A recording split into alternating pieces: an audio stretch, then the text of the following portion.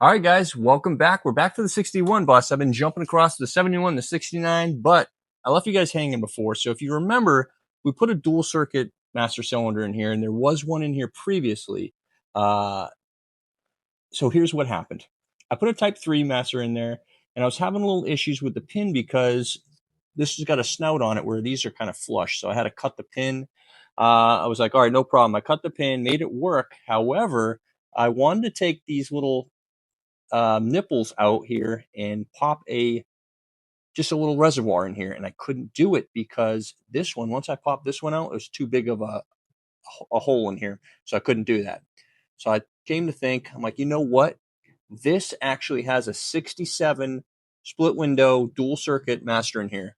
Now I've lucked out with this bus because there's a lot of upgrades in here, as well as the wiper motor. There's a 67 wiper motor in assembly with a 2-speed switch. So I found that out recently too. But so I went with the Type 3. That wasn't working out, so I went back to a 67 master, and we got that going. So I'm gonna, at least I'll be able to have the similar the lines. I'll have them in the same position, and everything like that for all the brake lines. So I'm happy about that. Plus, this has a 22-inch bore or 22 bore. Type 3 had a 19, so the brakes might be a little spongier if I went with the Type 3. So we're back to a 22 bore. So we'll throw that in, and let's get started. I'm going to put the switch on. And I'm going to use another one as a plug.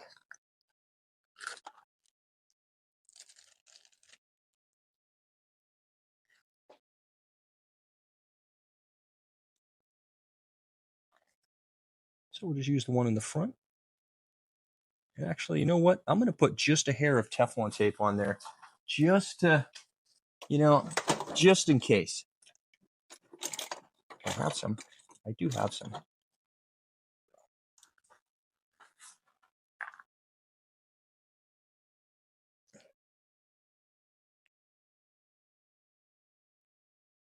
Okay.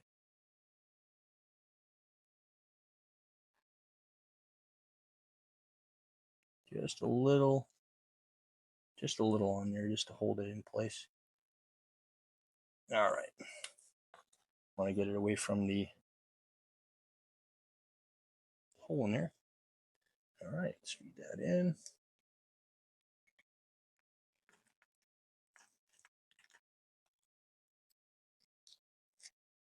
Get a wrench, tighten that on.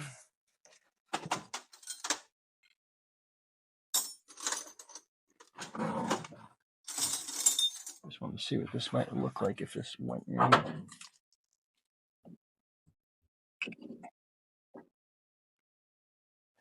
All right, we also got this reservoir here. Now, this is specific to this for doing this conversion. This is a 67 custom reservoir. Works just perfect for this. Popping it right in. Actually, you know what I'm going to do? I'm going to put a little bit of oil, just a little bit on here.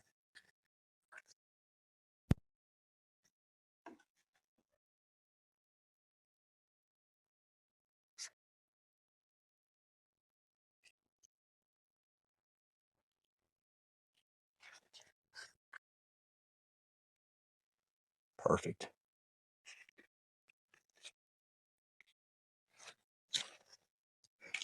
Right in. Check that out.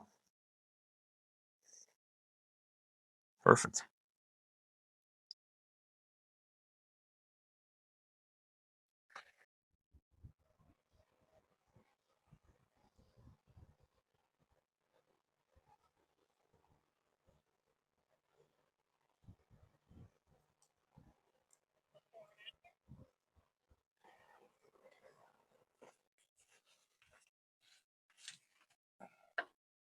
Actually, you know what? Maybe I should remove this this little brake line here, because I have to remove a couple of them.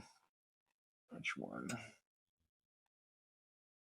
I have to remove that one. Let's see. Okay.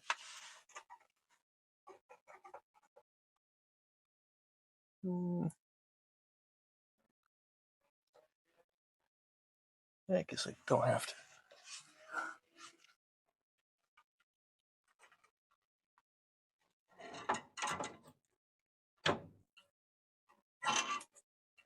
right, I think that's going to work fine. And I think that pin's going to be better. So I got a new pin, and we'll be, this pin here was a lot longer. Well, it's probably about another 2 inches longer. But I'm going to go ahead. I have a whole nother setup, and I'll put that in here instead.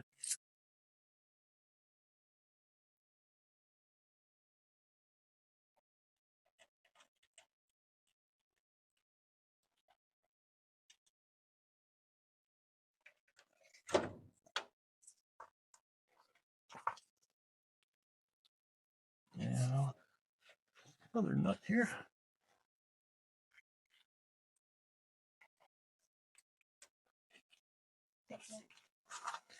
Just tighten this up.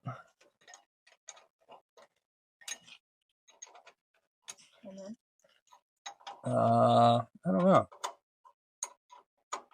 What else? I'll connect one of the lines here, the brake line, and kind of go from there. One of them broke, so gonna have to address that. Wires for the brake switch, so we got those. I'm gonna connect them right now. Made a little harness. Basically, I've been replacing all the harness on this with just wire that I have. It's not a show bus. I just want it to be functioning. I want everything to work on it that I need. And, you know, we're doing a good job of that so far. All right. Master cylinder's in. I'm going to go connect. You know what? I'm going to connect this other line. Let me just connect this line right here. Just for now. I think that's an 11. 11 in there. Get that plug in there. I got to redo that line. All right. We got some more work done on the 61. Now, I don't know if you remember, but my wipers broke off because the shafts had rusted right off. So there's no, you couldn't put a wiper on. However, I'm in the process of putting Safari windows on the bus, but for now, I put all the hardware in for the Safari. So I got the, you know, basically the little pieces that go into here. I could pull the wipers and put them back into this piece here in the center. But shafts are on. Put the wiper arms on.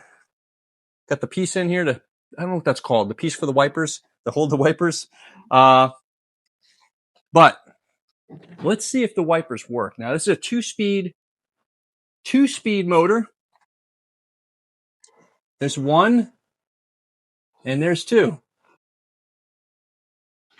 Look at that. We got wipers. That's a plus. And also, I don't know if you look back in there, there's a cargo light. But if you do this, boom, it's on. Got more wiring. So all that's up. Wirings, we got the wipers wired up. Everything there, that's wired. We're going to continue to do some more. We're going to work on the blinkers. I'm still having issues with those, but I don't know if it has to complete a circuit from the back, and I don't have any of the backlights connected because we wiped out, had later lights on it. We could have put earlier ones on there, but everything's disconnected and welded shut. So I'm going to go ahead and cut holes in there and put the new lights in another time. But wipers, check it out. Wipers in Florida right now in summertime for sure. Fancy. Are you happy? Yeah. Another step. Master cylinder's in. We're good there. Now what? Wheel cylinders, brakes all around. We got to do that. And brake lines. We're still got to work on some of the brake lines. But, you know, it's a step. We got headlights, wipers. We got some lights in the interior. And we got the brake master cylinder in. We're looking good. Hopefully we'll be on the road somewhat soon. We got to do those brakes though. So stay tuned. This, I got to figure out how I can. Right, you got the wipers working, but I think rain coming.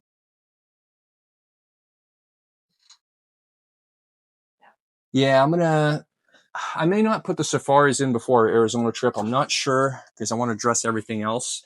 But tape will be the answer for that trip if we have to. We're gonna have to wear ponchos. We're probably gonna wear ponchos. Won't be a big deal. But like I said, the main concern is getting it ready. We need it to run for buses by the bridge. So We're gonna continue. Yeah, we're gonna do some more metal work. Get the lights going in the back. So I got to cut and weld in those pieces there. I still got to weld in the rear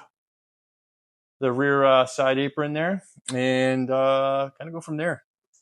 A lot of work to do. The floor is gone, so that's going to be another project also. Well, I'm trying to get one of the rusted screws out of the right underneath the speedometer. There's 3 bolts that hold the plate for the steering column. 2 in the parcel tray and 1 under here. And that one was broken off. I drilled through it. I got a easy out, and the easy outs aren't pulling it out. So I just re-drilled through the whole thing. Unfortunately, I can't use a bolt in there. It would not come out. I've never seen that. But I'm going to try to get a screw, see if I can use a screw maybe to hold that. So I'm going through what I have here and see if I have a screw that might work. But unfortunately, that's all I can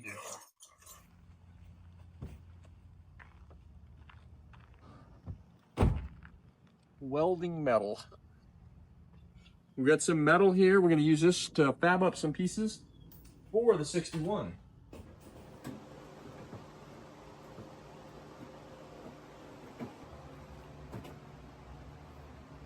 Hi, dear.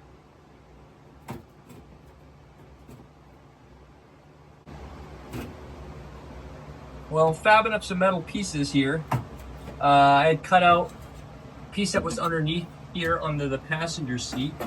I just fabbed it up with just my vise and just bending it, making bends. Not correct. I mean, there's still a couple bends. There's a bend supposed to be right in here, but I couldn't make that. So I'm not really worried about it. This isn't going to be shown.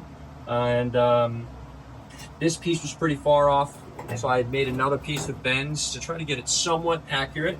And again, I'm not worried about this not looking 100% because it's going to be covered. I'm going to have the Dynamat all underneath this and should be good from there. But yeah, it's coming along, guys. Coming along. Okay, so I patch everything I need to patch. I Oswood everything. I've let it dry. I'm starting to put in the butyl rubber soundproof barrier on some of the areas I wanted to put. So I'm going to put it on all of this hump, that one, and I'm putting it about up to here. And then I'm going to put some in here. And then on the side there, over there. What I'm going to do right now, I'm going to touch this up because I don't like the rust exposed. And then the Oswo is not very good for you, so I don't want to be touching that. So I like to paint that. Maybe that'll be good. Give us a little protection. So I'm just going to touch it up a little bit just to clean it up in the interior a little bit. We'll be putting a rubber vinyl, just like factory almost, under here. I'm going to cut that up and I'm going to get it in a sheet. But to get that molded look, I think I'm going to take a torch and try to melt it a little bit. Maybe that might work. We'll see. And the mat, I had to try and heat up the rubber and then put that on it. That wouldn't stick, the adhesive wouldn't stick. So, for whatever reason. Look at it. Gotta figure out how to Update. We're doing ball joints on the 61 bus. As you know, it's a early bay window beam. And I have a ball joint press, but I'm like, there's no way this press would work. Well, come to find out, there's a special tool that you have to use for the ball joints. There's like a little notch in both ends, like in the front and the back. Well, I saw in another YouTube video where the guy was using this, he was using this into the grooves, and then he used the cup on this side, so it pressed against these. And I don't know, I could probably show you. It's a little hard to explain, but he was able to press the ball joint out. And, so we did a Harbor Freight run? So I did a Harbor Freight run, and I got the tools I need. I don't know if I can use a small one or if I can use the bigger one. The guy in the video used the bigger one.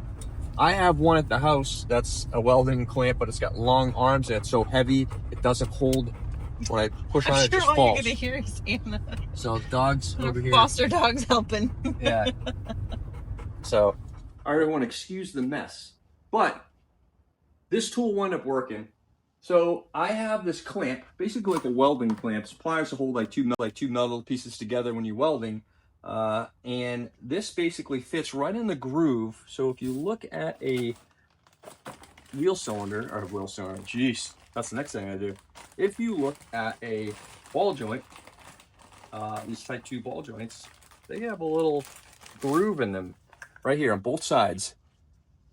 So the hard thing is there's a special tool that would basically butt up. There's like a little stop right in here once it's in the control, well, basically the control arm there. It would butt up there, and this Volkswagen tool would allow you to press this thing out. Unfortunately, this ball joint kit I have doesn't have that piece in here. It's not Volkswagen specific. So I saw a gentleman do it like this, put these little, put the clamp on and have this sleeve rest up against these arms, and that would allow it to basically turn it, and then it would just push right through. I tried it. This thing's a little crusty in here, so what I'm going to do is I want to put a little heat on here in hopes to maybe free it up a little bit. We're going to do some heat. Don't try this at home. I think we're going to get some heat. Oh.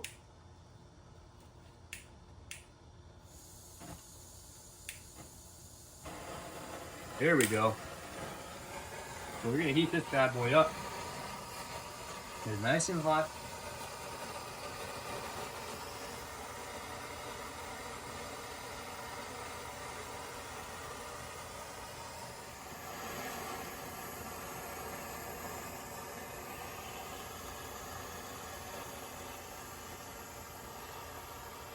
Oh, good, it is here. It is here. It is here. I need that. Okay.